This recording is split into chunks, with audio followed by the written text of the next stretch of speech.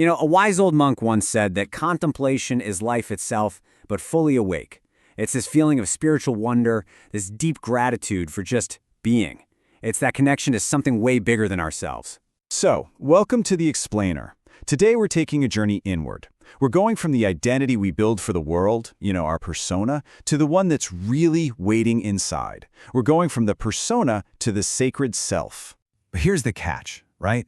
What happens when the very tool we use to figure out the world, our own mind, becomes the biggest obstacle? What happens when it traps us in these loops of stress and anxiety and fear? And that brings us right to our first section, the prison of personality. It's this idea that the identity we think is us, well, sometimes it can feel more like a cage that we've accidentally built around ourselves. Just think about this for a second. Who were you before life got, complicated? Before you had to develop all these stories and defenses just to protect yourself? There's a real, authentic you in there, a person who doesn't need all those ego defenses.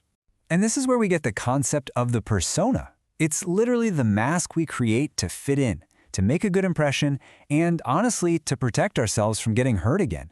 We might put on a happy, smiling face for everyone, even when inside it's a completely different story. You can actually see this conflict playing out in our brains. Think of it like this. The basement is our primitive survival mind, always on high alert for danger. The penthouse is our prefrontal cortex. That's where creativity and wisdom live. The big problem is, modern life has a knack for keeping us trapped down in the basement, stuck in a constant state of fight or flight. So, how do we get out of the basement and up to the penthouse? Well, the answer isn't to try harder. It's to develop a specific skill. The key is something called contemplative intelligence. Now, this is absolutely crucial. CQ isn't about more thinking. Our intellect, when it's just running wild, can totally cut us to pieces. CQ is about going beyond that analytical mind. It's the ability to step back and just become a witness to your own thoughts, to see the patterns without getting tangled up in them. Here's a cool way to think about it, like a computer's binary code. Our culture, it worships the one, action. We're always pushing, performing, working these insane hours, running on those high-alert beta brainwaves. But we've completely forgotten about the zero, stillness.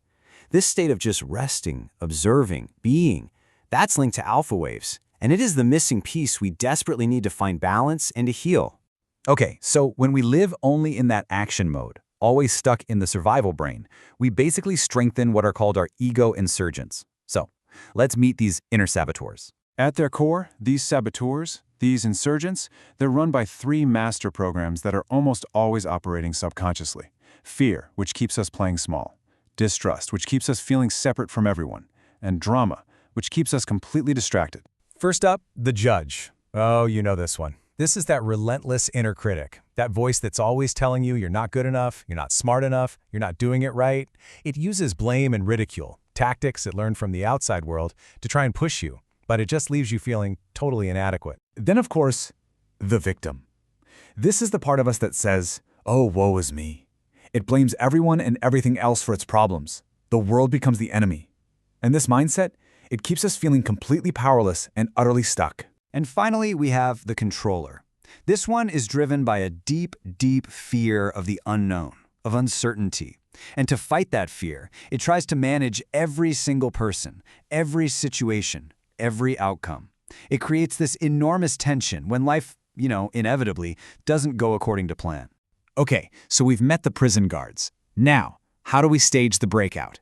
This brings us to the active work, the real transformation, the shift to the sacred self. The great psychoanalyst Carl Jung, he just framed this perfectly.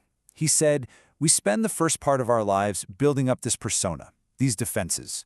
But true maturity, the whole journey of the second half of life, is about turning inward and learning how to let that persona go. And when we do this, it's like this internal alchemical shift.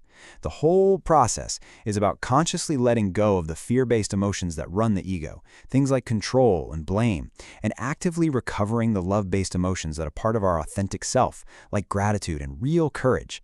So how do we actually do this in the moment? Well, it boils down to a really simple three-step process. First, awareness. Just notice when the judge or the controller shows up. Just see it. Second, acceptance. Don't fight it, Don't resist it. Just allow that thought to be there like a cloud passing in the sky. And third, action.